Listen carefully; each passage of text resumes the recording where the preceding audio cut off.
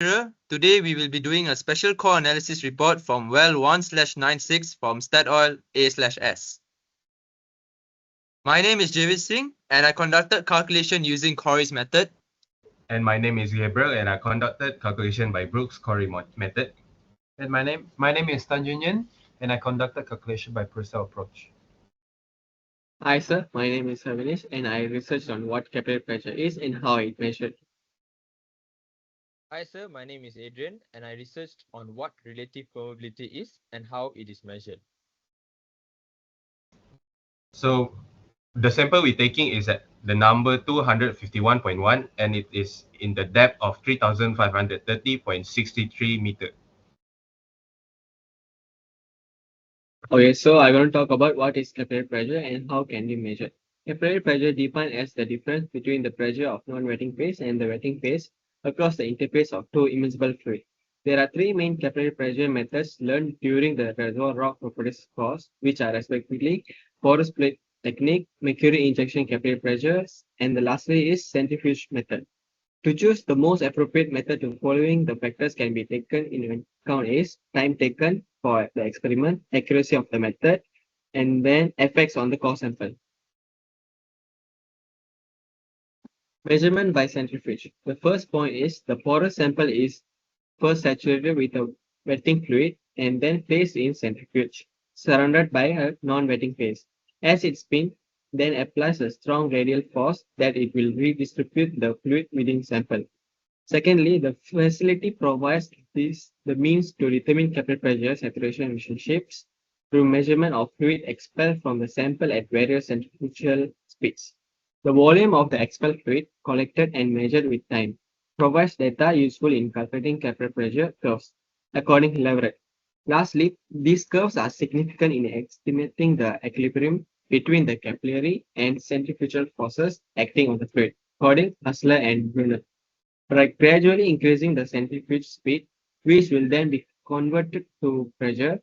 Various pressure levels can be evaluated, and for each saturation state, its corresponding capillary pressure is determined. So continuing on what is relative permeability, the relative permeability of water is defined as the effective permeability of water divided by the absolute permeability. So it is also similar for the relative permeability of oil, which is also defined as the effective permeability of oil divided by the absolute permeability. This is also the same case when we want to find the relative permeability of oil for gas, which is KRG equals to Kg over K. And on how we measure relative permeability, there are two measurement methods. The first one would be steady state. For steady state, both fluids are injected simultaneously, and the flow rate and pressure drop are measured to calculate relative and effective permeability. For the second measurement method, which is for unsteady state, which is also known as the displacement method, one fluid saturates the rock or the core, fluid is injected to displace it. Time is recorded for flow rates, which requires analytical interpretation since relative permeability is not measured directly. How to get relative permeability curves from capillary pressure results. So we did three methods, which is Corey, Brooks-Corey, and Purcell. Each of these has the same formula to calculate normalized water saturation, that is SW at one point minus the residual water saturation over 1 minus the residual water saturation. The remaining formulas here, as you can see, for KRW and KRNW will be discussed later for each separate relative permeability model. For Corey relative permeability model, so based on the KRW and KRNW, for KRW, which is the relative permeability for the wetting phase, the formula is the normalized water saturation to the power of 4. And the formula for the non-wetting phase is 1 minus the normalized water saturation square, bracket 1 minus normalized water saturation square of that normalized water saturation. So from the data we get, we plotted the graph and you notice that it is a drainage graph as the water saturation starts from 1 and it decreases from 1 going all the way to 0. Now for Brooks-Corey method and Purcell approach, we need to find lambda based on this formula, which is PC equals to PE, where the normalized water saturation is to the power of -1 over lambda. So by taking ln at both sides, we can make it into the form of y equals to mx plus c, and we found out that our gradient is equals to negative 1 over lambda, which can help us to find lambda later. So according to Jace just now, we need to find our lambda, and the lambda for Brooks-Corey relative permeability model, which is 0.705815923. So by substituting this lambda value in the formula of a KRW, which is normalized saturation of water, power to the 2 plus 3 lambda over lambda, we get the KRW.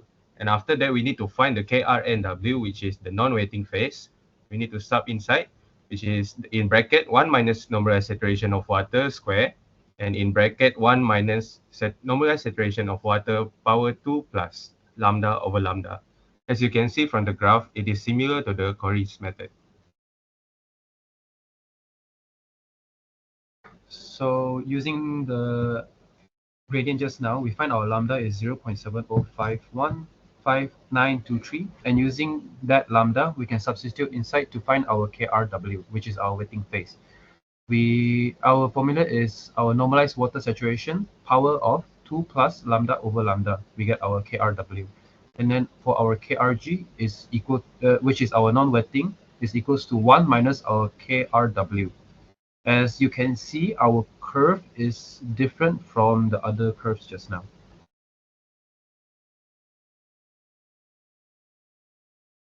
As conclusion, Personal model best fits the relative permeability data for the wet phase.